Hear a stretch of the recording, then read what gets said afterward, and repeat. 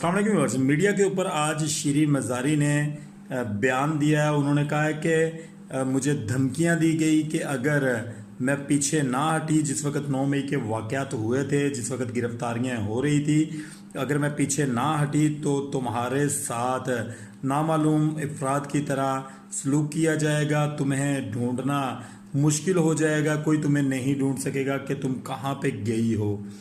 इसके ऊपर उन्होंने कहा कि मेरी बेटी के बारे में भी मुझे धमकियां दी गई और उन्होंने ये भी कहा कि पाकिस्तान के अंदर ये सब कुछ जो कुछ भी हो रहा है ये पाकिस्तान की माशियत के लिए ठीक नहीं है।